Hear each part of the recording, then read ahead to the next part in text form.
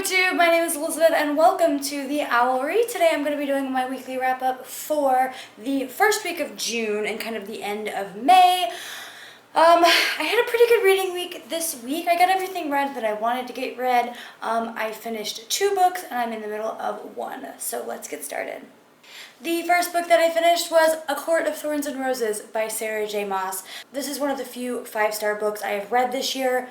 I was completely and totally obsessed, and don't get me wrong, I'm trying to rein myself in from the excitement that I feel for this book. I freaking loved it. If you don't know, A Court of Thorns and Roses is a loosely based Beauty and the Beast retelling. When I read the synopsis of the book, I was like, how is this a Beauty and the Beast retelling? But when you read it, you could definitely see the connection between the two.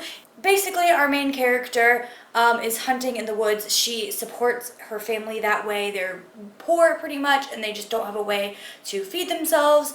It's her and her 2 sisters, and her father is injured, so he has no way to really make money, so she has to hunt for food. And while she's in the forest hunting for her family, she comes across a deer and a wolf, and the wolf is hunting the deer, and in order to get the wolf to not eat the deer, which is going to be her dinner, she kills the wolf, and unbeknownst to her, the wolf is actually a fairy in disguise. A high fae comes to our main character, Feyre, and says, you've killed a fairy, and the law is that we need to now take your life in order to make up for that. But instead of that, he brings her to the Fae world, basically taking her life away from the life that she's already known to kind of pay for the fairy life that she's taken. Now, I went into this book assuming that this is a young adult book because new adult is not very popular in the fantasy genre, but this is definitely a new adult. When I think of new adult, I think of contemporary romance type novels, not high fantasy.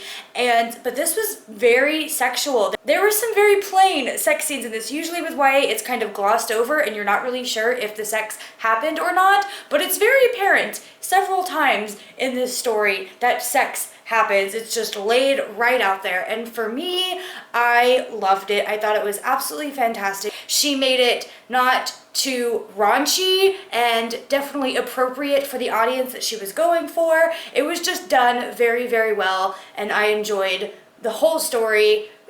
I just loved it so much. If you haven't read A Court of Thorns and Roses yet, definitely go and check it out. I'm really excited to read A Court of Mist and Fury next. After I read ACOTAR, I picked up Highly Illogical Behavior by John Corey Whaley. This is about a main male character. His name is Solomon. He is agoraphobic and he has not left his house in 3 years because of a breakdown anxiety attack that he had at his school. Our main female character, Lisa, was there for that kind of anxiety attack. She witnessed it, but they were never really friends, and 3 years later, Solomon has not left his house, and Lisa has been wanting to find him, wanting to figure out if he's okay for the past 3 years. And then one day she just kind of finds him, and Lisa wants to write an essay to get into a college. She wants to go to school for psychology, and she's trying to write this essay to win a scholarship to get into this college.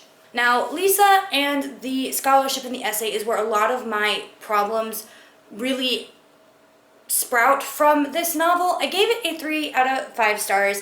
I loved Solomon. I loved the other main male character that is in here. I mean, he's more of a side character, but I really, really liked him. Lisa is who I had a problem with. She's writing this essay without Solomon's permission. He doesn't know about it, and she knew it was wrong. Other side characters in the story told her what she was doing was wrong. She became friends with him, real true friends. I do believe that they did become friends throughout this novel, Solomon and Lisa. But she still wants to write the essay, and I just felt like she wasn't a good person. I don't see how she can say all of these things about how she, is developing friendship feelings for Solomon.